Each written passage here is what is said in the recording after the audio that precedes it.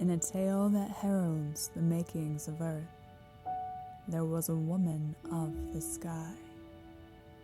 She peered over the edge of eternity, placing her toes among the clouds of creation. Do I dare? She wondered, pregnant with curiosity. She leapt into skies illuminated by faith. Sunflowers sprang from her footsteps, creating seas of sunshine among barren fields. Seeds must be planted to grow.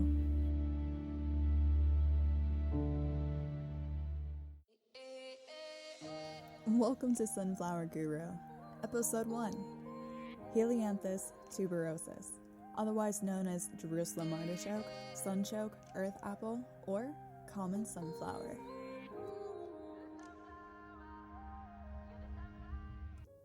Helianthus is derived from two Greek words, helios meaning sun, and anthos meaning flower.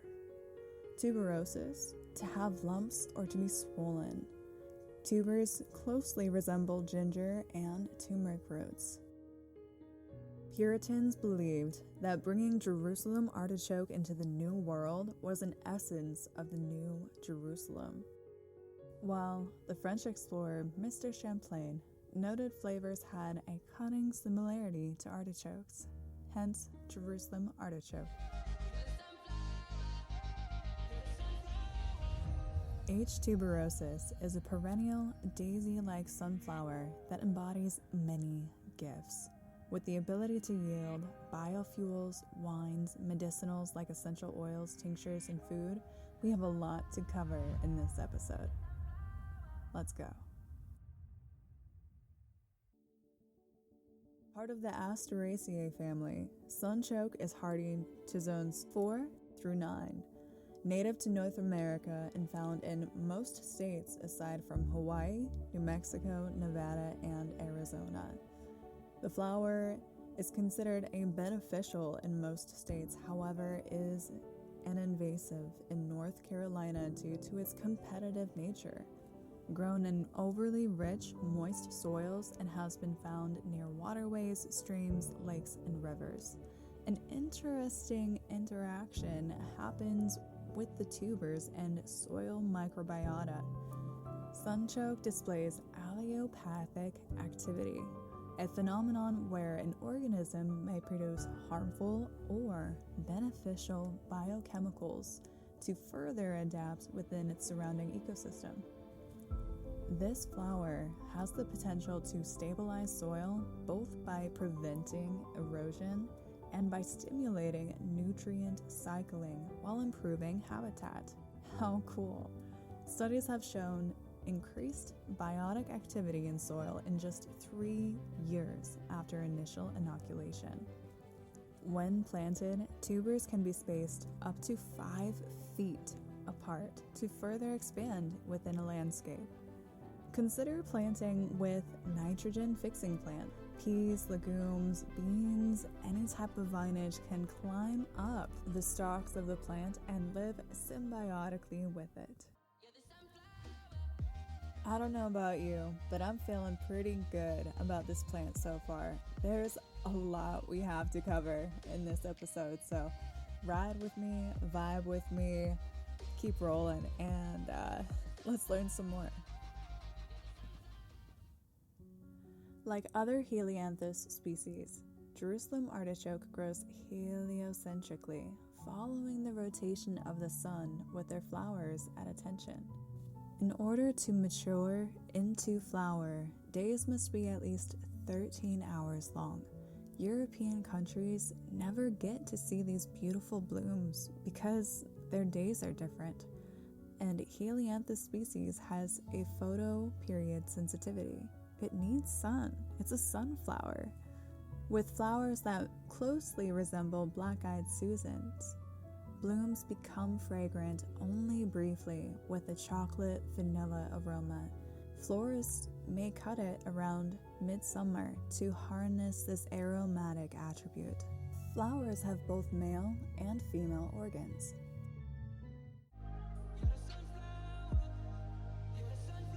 Eye-catching foliage has leaves with serrated edges that look like arrowheads and have a rough texture feel, which may create a striking background in landscape design.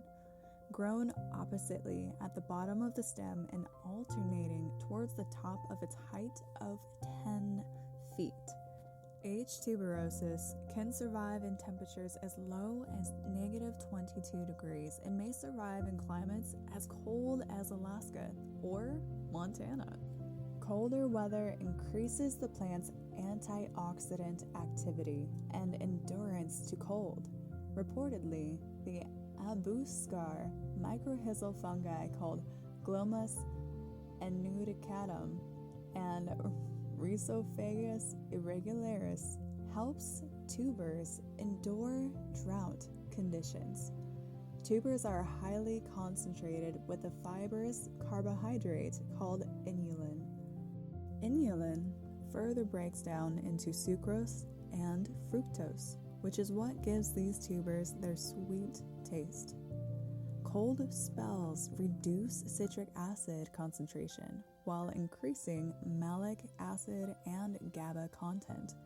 This feeds the readying plants to sprout in warmer weathers. Inulin draws a special eye for sustainable biocrops. The process of distilling bioethanol and biodiesel from sunchoke starts with harvesting everything above ground foliage stalks, while tubers remain in the soil to further produce.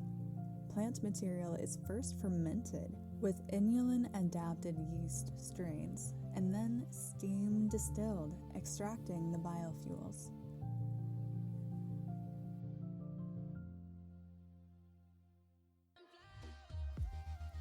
Fun fact: all biofuels must be economically and agriculturally sustainable, requiring little supplemental help to grow.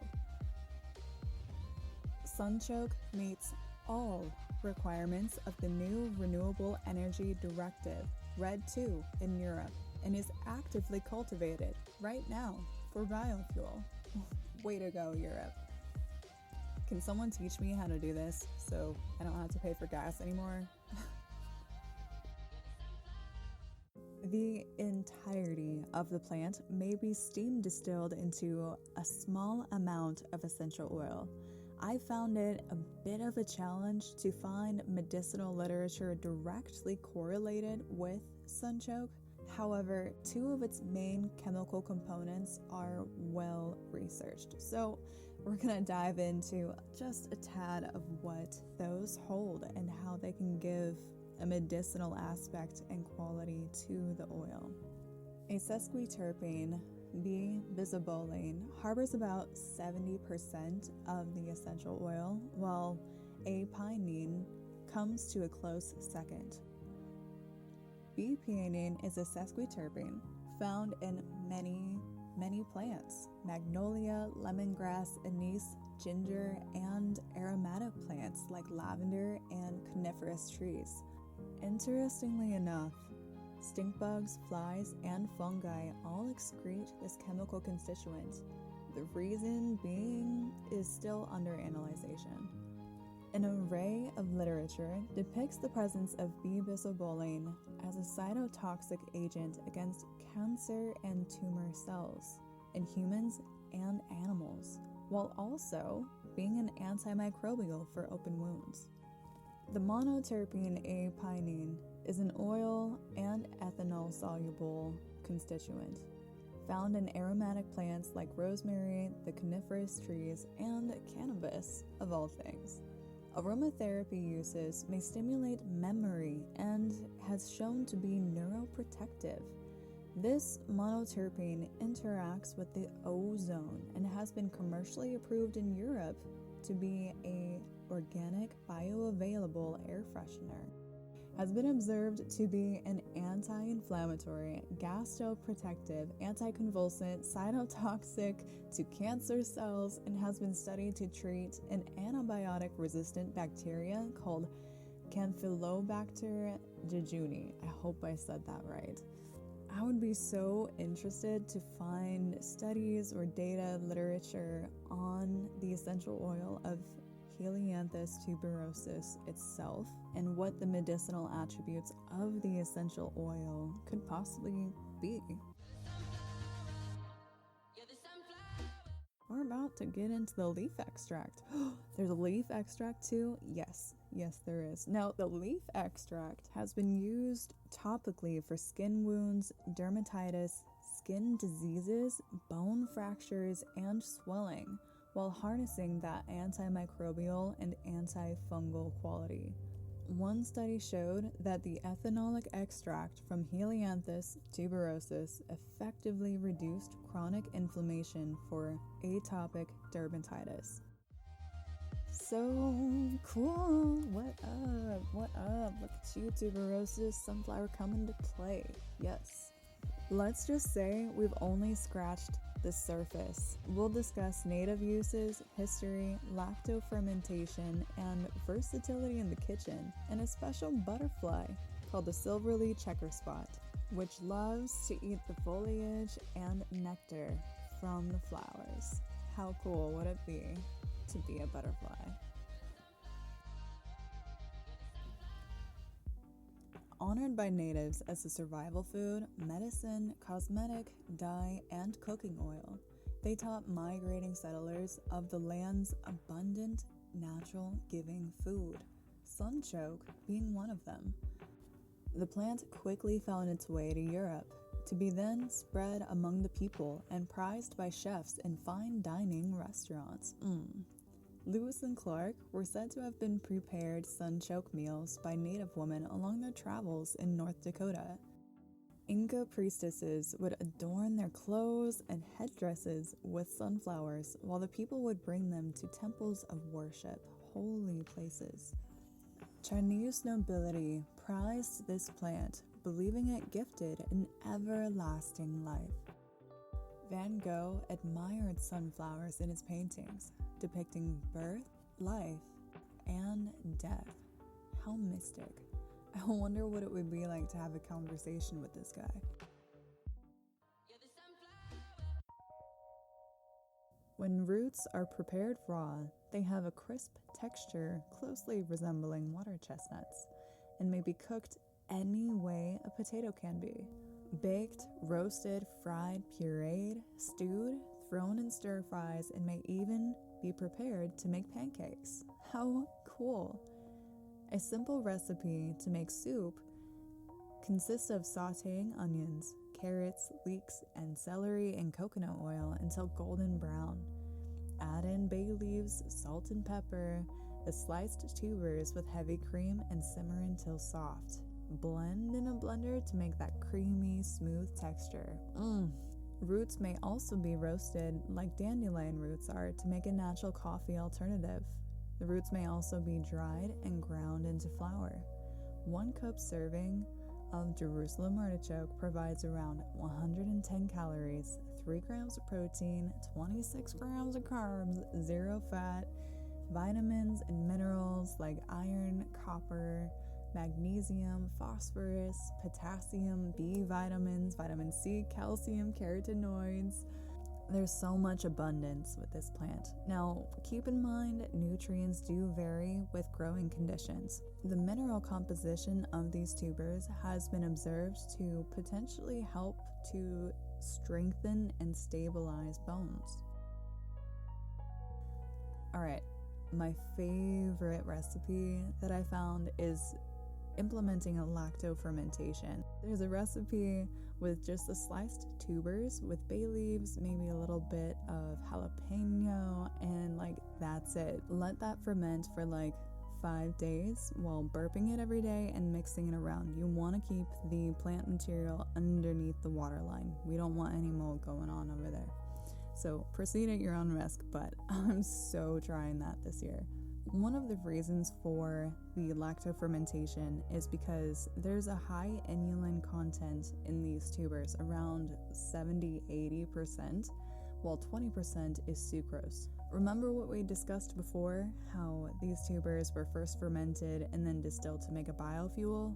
Now think about that in the digestive system. If we eat these tubers raw, they have the potential to cause gastric distress. However, when they're lactofermented, it helps to further break down the inulin to make them more digestible. Inulin is a fibrous, short-chain carbohydrate that is not assimilated into simple sugars in the intestine when metabolized. Now, it does not spike the glycemic index, thereby stabilizing blood sugar while improving digestion and gut health. Inulin may act as a prebiotic by promoting beneficial bacteria in the gut. Pharmacological qualities have been clinically observed. It may be an aphrodisiac, a diuretic, tonic, spermatogenic, a cholagogue by promoting the flow of bile from the gallbladder into the duodenum, which connects the stomach to the middle section of the intestines. It may affect the digestive system's lymphatic tissue. It may reduce constipation, body weight, treat obesity, lowering uric acid levels in the gut, making calcium more bioavailable. It may detox the organism from heavy metals, alcohol, protect gastric mucosa, and stimulate the immune system. It may lower cholesterol, triglycerides, and has been found with 11 sesquiterpene lactones, along with 2 flavonoids, that displayed cytotoxic activity against cancer cells, and may also treat metabolism in lipid disorders, can treat cardiovascular diseases, chronic fatigue syndrome, and diabetes.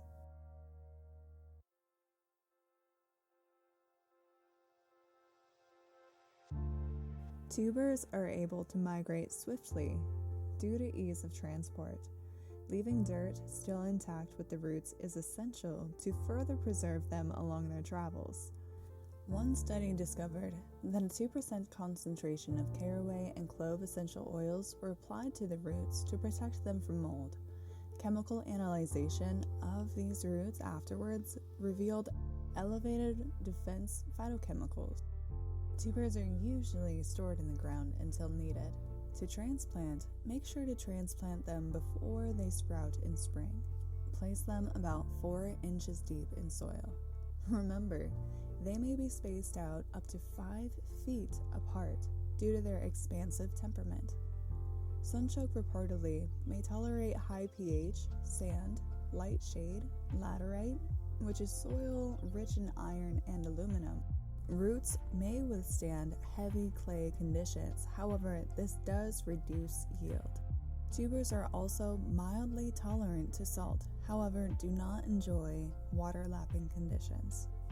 These roots love nitrogen, so consider planting among nitrogen-fixing plants. Beans, peas, legumes, any type of grain, even cabbage, cucumbers, and corn are fantastic companion planters. Weeding is hardly necessary with this plant due to their vigorous growth, and once they establish, they grow up tall and shade out areas around them, preventing other plants from getting in. Pests and diseases are of little concern if grown in the right conditions.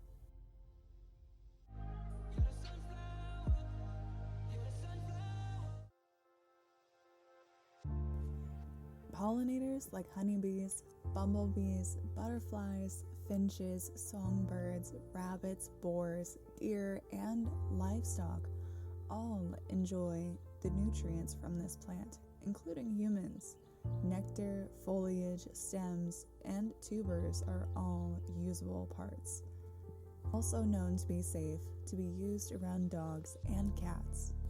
One special butterfly, called the silverly checker spot, with the scientific name of Cliosine nycticis, especially loves sunchoke as a host plant. Broods appear on the underbelly of the leaves and show up in greater numbers in southern states. Black framed wings have hind wings that are brushed with silvery edges and white-centered, crescent-shaped dark spots. Black spots are speckled along the bottom wing with an orange background. The pattern intermingles itself on the upper two wings. Antennas are striped white and black. This family of butterfly, called Nymphalidae, includes monarchs, angel wings, admirals, fritillaries, satyrs, emperors, ladies, and crescents. Now, the caterpillars are known for their branched, black, spined bodies, with dusted white spots in them. Larvae are also black with speckled white spots, and some may have an orange stripe along their side. Nymphalidae are four-footed butterflies, walking on their second and third pair of legs, while they have hairs at the bottom that are sensitive to taste and touch. This helps the butterfly determine a suitable host plant due to the sugars and nutritious content to lay their eggs. Adult female butterflies have a darker wing complexion and signal disinterest to the males by keeping their wings closed or welcoming them by fluttering them. How beautiful.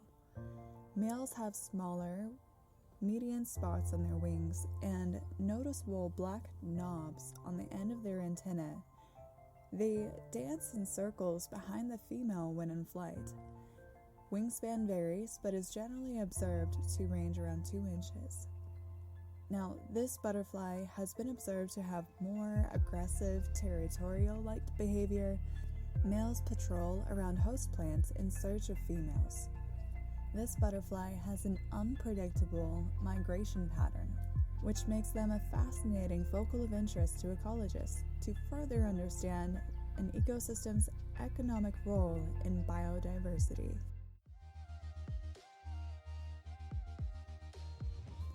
Jerusalem artichoke will prove fruitful every year, whether to be harvested for the tubers, foliage, or stalks. Helianthus tuberosus, Jerusalem artichoke, sunchoke, or common sunflower. This plant holds a special place among the people.